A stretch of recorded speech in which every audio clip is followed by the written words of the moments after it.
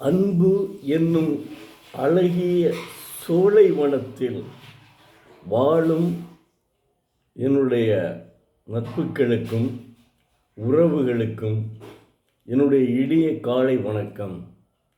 இன்று ஒரு குறள். அதிகாரம் 100, பண்புடைமை. குறள் எண் 992. அன்புடைமை ஆன்ற குடிப்பிறத்தல் இவ்விரண்டும் பண்புடைமை என்னும் வழக்கு.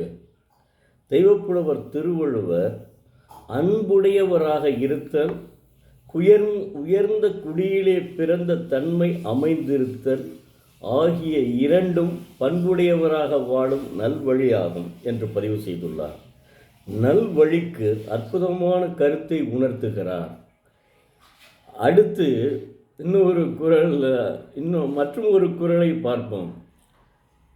ஈர்ங்கை விதிரார் கயவர் கொடிறு உடைக்கும் கூண்கையர் அல்லாதவர்க்கு. தெய்வப்புலவர் திருவள்ளுவர் கயவர் தம் கன்னத்தை இடித்து, அந்த தாடை எலும்பை இடித்து உடைக்கும்படி வளைந்த கை உடையவர் அல்லாத மற்றவர்க்கு உண்ட எச்சில் கையையும் உதரமாட்டார். இந்த குறளை நீங்கள் அடிக்கடி யூடியூப்பை பார்த்துருந்தால் நீங்கள் கண்டிப்பாக தெரிஞ்சிருப்பீங்க. இந்த குறளை அடிக்கடி சொல்லக்கூடியவர் நம்முடைய தமிழ் பேராசிரியர், திரைப்பட நடிகர், சின்னத்திரை நடிகர், நகைச்சுவை மன்ற தலைவர், இப்படி பன்முகை திறமை கொண்ட கலைமாமணி முனைவர் கலைமாமணி கு. ஞானசம்பந்தன் ஐயா அவர்கள் இந்த குறளை அடிக்கடி சொல்லுவார். இந்த குறளை சொல்லும்போது அவர் என்ன சொல்லுவார்னா, திருவள்ளுவர் கோபம் வரக்கூடாதுன்னு சொல்லியிருக்காரு. ஆனால் அவர் சொல்லுவார், திருவள்ளுவருக்கும் கோபம் உண்டு. ஏன்னா காக்காக்கு கூட விரட்ட மாட்டான், ஏன்னா 2 பயிர் போயிடும், 2 சாதம் போயிடும் அப்படின்னு நினைக்கக்கூடியவனை நீ என்ன செய்யணும்னா, இந்த தாடை எலும்பை ஒடித்து வாங்கணும். அதைத்தான் இந்த குறள்.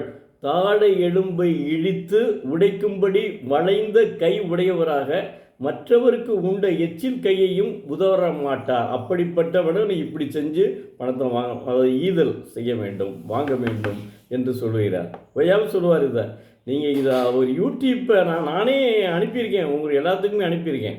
இந்த யூடியூப்பை பார்த்தீங்கன்னா தெரியும். அப்போ அதாவது நான் உண்மையிலேயே இந்த குறளை இதுக்காகவே இன்றைக்கி என்ன அடுத்து இன்னும் நாளைக்கு 101வது குறள் அதிகாரம் தான் பார்க்க போகிறோம்.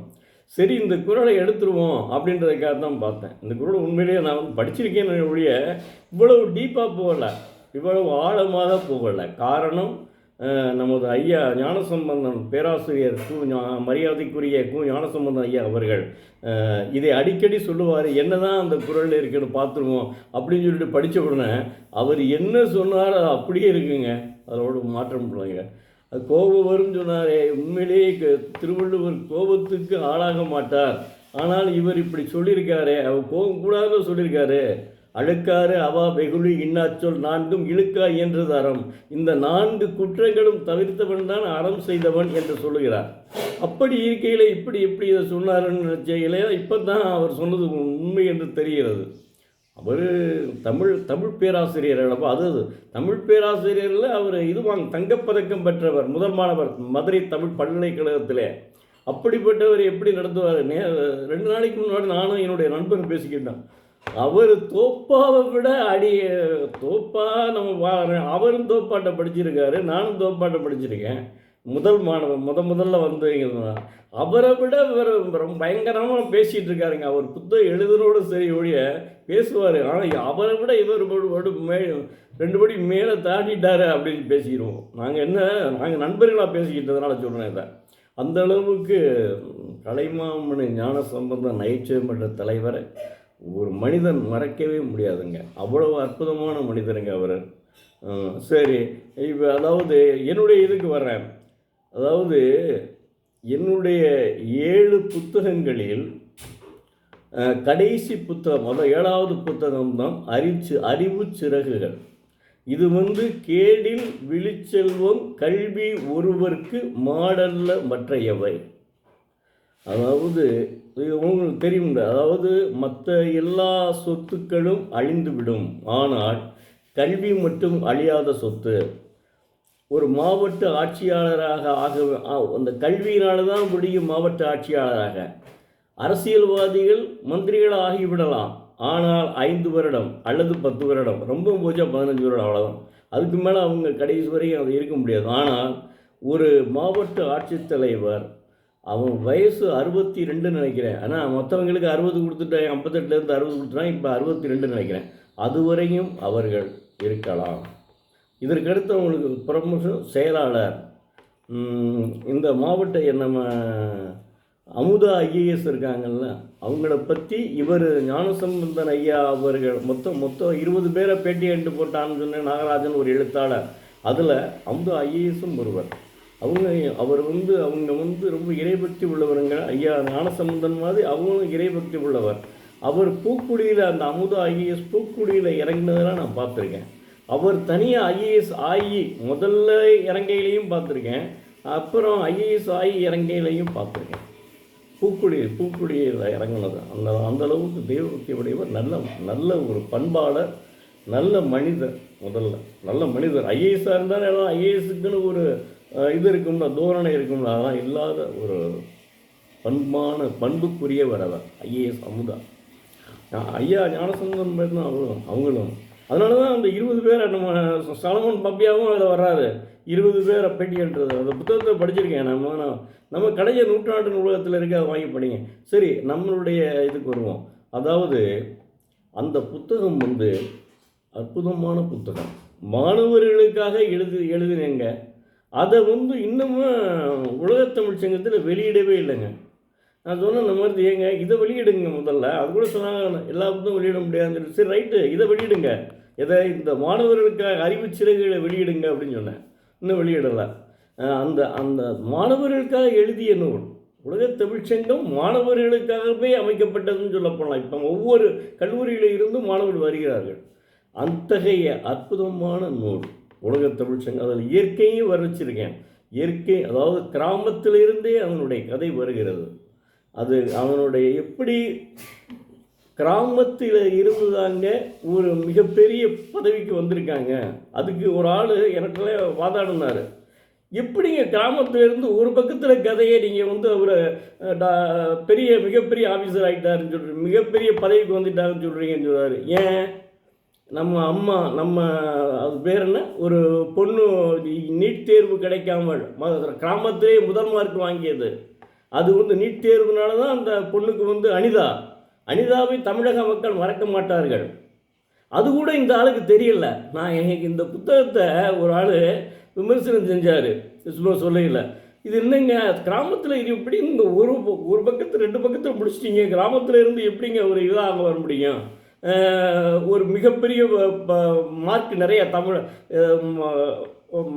அதாவது மாவட்டத்திலே முதல் மார்க் வாங்கியிருக்காங்கன்னு எழுதியிருக்கேன். அது எப்படி முடியும்? அப்போ கிராமத்தில் படிக்கிறோன்னா மனிதனே இல்லை, இந்த ஆள் மட்டும்தான் மதுரையில் இருக்காரா? சிந்திச்சு பாருங்க. அப்படி இருக்காங்க மனிதர்கள், அப்படி இருக்காங்க. காரணம் அவங்களுக்கு அறிவு இல்லாதவன் பேசுவான், அதை மறுக்க முடியாது நம்ம. அது என்ன செஞ்சோம்னா, கிராமத்தில் இருந்து படித்த பெண் தான் அனிதா. அதுக்கு உண்மையிலேயே நாங்கள் படித்த போதெல்லாம் எங்களுக்கு நீட் தேர்வு கிடையாது. அப்போதெல்லாம் என்னென்னா அந்த 3 மார்க்கை தான் பார்ப்பாங்க. எந்த 3 மார்க்கு? பயாலஜி, கெமிஸ்ட்ரி, ஃபிசிக்ஸு அல்லது மேத்ஸாக இருக்கும். இப்படி இந்த 3 மார்க்கை கூட்டி பார்த்து டோட்டலில் என்ன வருதோ அதான் கட்டாக பார்ப்பாங்க. அதனால தான் அந்த ஊரில் அந்த பொண்ணு நல்லா படிக்கிறதுன்னு தான் எல்லாரும் நீ டாக்டர் தாம்மா, எங்கள் கிராமத்துக்கு நீ தான் சேவை செய்யணும்னு சொல்லி அந்த எண்ணத்தில் இருந்ததுனால தான் அந்த பெண் தற்கொலை செய்து கொண்டார். இல்லைன்னா அந்த பெண் தற்கொலை செய்து கொண்டே மாட்டாருங்க. இன்றைக்கும் அனிதாவை தமிழ்நாடு மறக்காது. நீட் தேர்வால் தான் அந்த பொண்ணு தற்கொலை செய்து கொண்டார். அதை மறக்கவே முடியாதுங்க. அது கூட இந்த ஆளுக்கு தெரியல. இந்த என் புத்தகத்தை ஒருத்தர், அதாவது பொறாமையினால் அவர் பேசுகிறாரா என்னன்னு எனக்கு தெரியல, இல்லை உண்மையிலேயே அவருக்கு அறிவில்லையான்னு தெரியல. அந்தளவுக்கு படித்தவரும் கிடையாது. அதை இது பண்ணவர். அந்தனால அவர் அப்படி பேசினார். நான் எதுக்கு சொல்ல வரேன்னா, அவருக்கு ஒருத்தர் பிடிச்சிருக்கு. அது என்னன்னா, அவர் வீட்டில் அவர் போய் அடிக்கடி வர்றாரு. அதனால் அவர் பேசுகிறார்.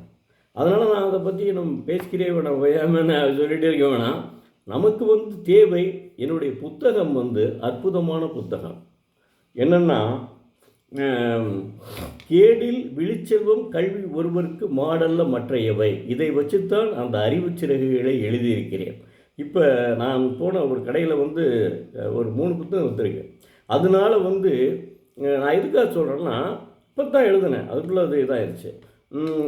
மாணவன் பெற்றோர்கள் நினைப்பாங்கல்ல, படித்து பார்ப்பாங்கல்ல, அப்போது ஒரு கிராமத்திலேருந்து இந்த அளவுக்கு படித்து முன்னேறி இருக்குன்னா, அப்போ நீ ஏப்பா இங்கே மதுரையில் இருந்துக்கிட்டு ஒரு டவுனில் நல்லா ஸ்கூலில் சேர்த்து விட்ருக்கேன், மகாத்மாவில் சேர்த்து விட்ருங்க, இன்னும் ஒரு ஸ்கூலு ஜெயின் ஸ்கூலில் சேர்த்து விட்ருக்கேன், அப்படிலாம் இருந்து நீ ஏன் உன்னால் எடுக்க முடியலன்னு கேட்பாங்கல்ல. அதனால் சொல்கிறேன், அந்த புத்தகத்தை வாங்கி படியுங்க. அதுக்கு முன்னாடி ஒரு புத்தகம் எழுதியிருக்கேன், நீ வருவாய் என. அந்த புத்தகம் நீ வருவாய் என என்ற புத்தகம் நாவல் தான், அதுவும் நாவல் தான். என்னென்னா, அது பயணக்கட்டுரையாகவும் அதை நீங்கள் வாசிக்கலாம். கடைசியில் அவன் தன்னுடைய காதலி வரவில்லையே என்று நீ வருவாய் என ஏங்கிக் கொண்டு ஒரு மரத்தடியில் உட்கார்ந்துட்டு இருக்கிற மாதிரி அந்த படமே அப்படி தான் போட்டிருப்பேன். காரணம் என்னென்னா, தன்னுடைய கணவன் இல்லை, தன்னுடைய காதலன் வரக்கூடாது, நீ போய் அடிக்கடி வெளியில் போகக்கூடாது அப்படின்னு வீட்டில் உத்தரவு போட்ட உடனே அது அங்கேயே இருந்துருவாங்க. அதனால் அந்த பெண் என்னென்னா, உடல்நலம் சரியில்லாமல், அது நான் ஒவ்வொன்றும் ஒவ்வொரு காரணத்தோடு தான் எழுதியிருப்பேன். கணேசன் ஒருத்தர் இருக்கார்ல, ஒரு பொதுநல மருத்துவர், அவர் சில கட்டுரைகள் கொடுப்பார். அந்த கட்டுரையில் படிச்சிருக்கேன். அதில் என்ன சொல்கிறாங்கன்னா, அதாவது தவறான நடவடிக்கையும் ஒரு காரணம். ஒரு பெண் இப்போ மோசமான ஒரு நோய் தமிழகத்தில் தான் நிறையா பரவிட்டு இருக்காங்க. அதுதான் கேன்சர், புற்றுநோய் சொல்லுவோம்ல, அதுவும் தமிழகத்தில் நிறையா பரவிட்டுருக்கு. அதுக்கு காரணம் என்ன தெரியுமா?